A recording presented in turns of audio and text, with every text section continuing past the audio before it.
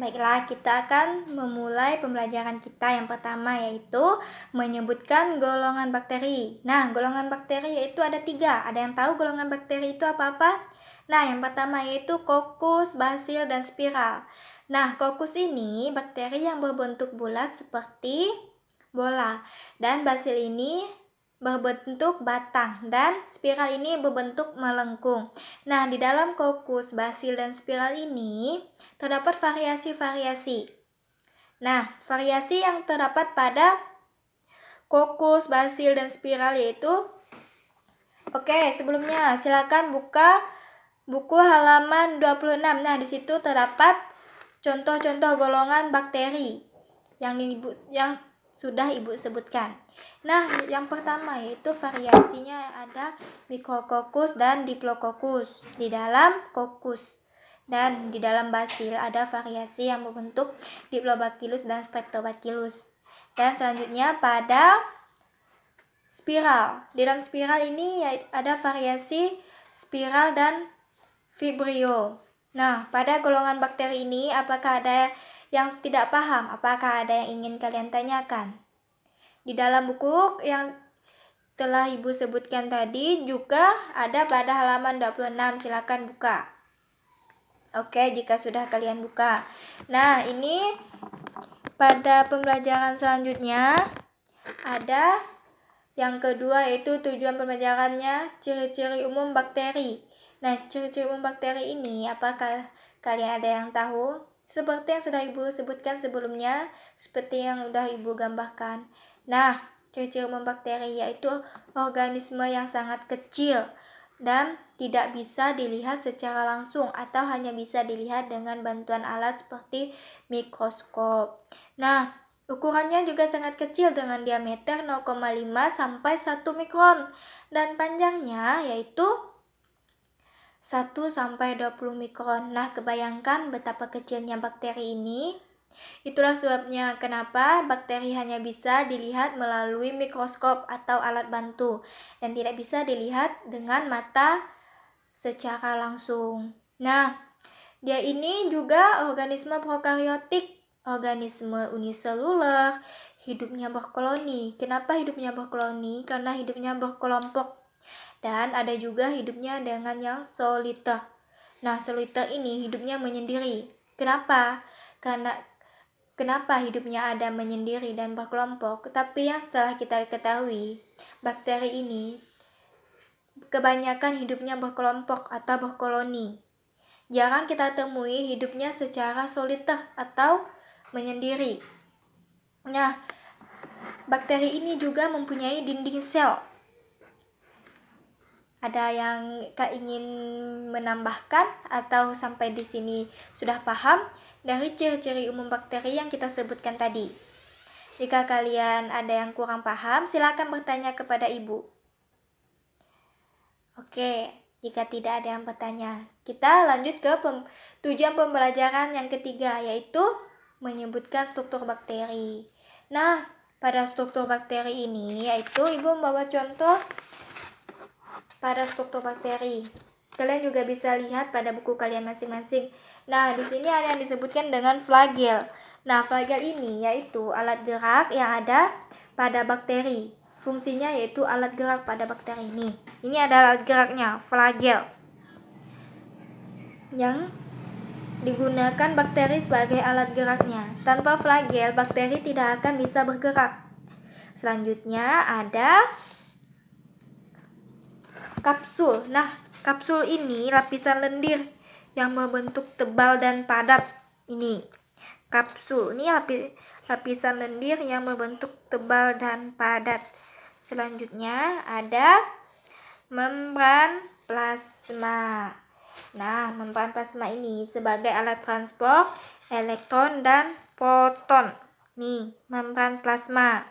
Membran plasma. Selanjutnya yaitu dinding sel. Nah, dinding sel. Nih, dinding sel ini berfungsi sebagai pelindung. Dinding sel ini berfungsi sebagai pelindung. Nih, sebagai pelindung dan memberi bentuk kepada bakteri. Selanjutnya yaitu ada sitoplasma. Sitoplasma ini nih tempat terjadinya reaksi kimia. Tempat terjadinya reaksi kimia. Nah, ini sitoplasma tempat terjadinya reaksi kimia. Selanjutnya ada kromosom. Nah, kromosom ini yaitu pigmen yang mengandung klorofil. Nih, kromosom yang mengandung klorofil. Nah, ada ribosom, butiran yang mengandung molekul RNA. Nih, molekul RNA ribosom. Selanjutnya ada pilus yang berfungsi sebagai penghubung. Nih, pilus berfungsi sebagai penghubung saat bakteri melakukan konjugasi. Nah, selanjutnya ada plasmid. Plasmid ini sebagai rekayasa genetika pada bakteri. Nah, sebelum kita mulai tujuan pembelajaran selanjutnya, apakah sampai di sini sudah paham pada struktur bakteri? Jika ada yang belum paham, silakan bertanya kepada ibu. Nah, iya, flagel. Flagel adalah alat gerak pada bakteri. Jika tidak ada flagel, maka bakteri tidak akan bisa bergerak. Nih, flagel itu bakteri, alat gerak bakteri. Oke, ada lagi yang ingin bertanya? Silakan bertanya. Baiklah, jika tidak ada yang bertanya, selanjutnya yaitu deskripsi Eukobacteria dan Archaebacteria. Ini tujuan pembelajaran yang keempat. Nah, ada yang tahu Archaebacteria itu seperti apa? Nah, Archaebacteria ini disebut dengan bakteri primitif. Hidupnya prokariotik atau bersifat prokariotik. Nah, kenapa? Karena disebut dengan bakteri purba, karena hidupnya yang primitif. Kenapa disebut dengan hidupnya purba atau primitif? Karena hidupnya yang sangat ekstrim, berbeda dengan Eukobacteria.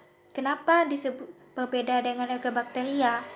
Nah, karena Eukobacteria ini yaitu bakteri sejati. Itulah yang bisa kita bedakan antara Archaebacteria dan Eukobacteria.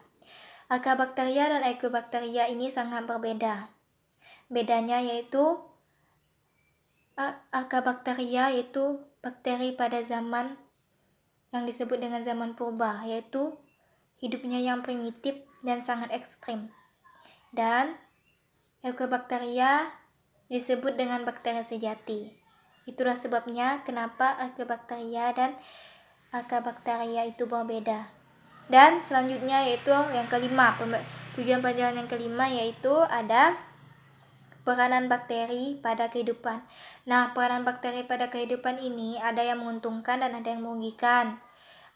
Apakah kalian tahu bakteri yang menguntungkan itu seperti apa dan bakteri yang merugikan itu seperti apa? Nah, bakteri tidak selamanya merugikan dan tidak selamanya menguntungkan.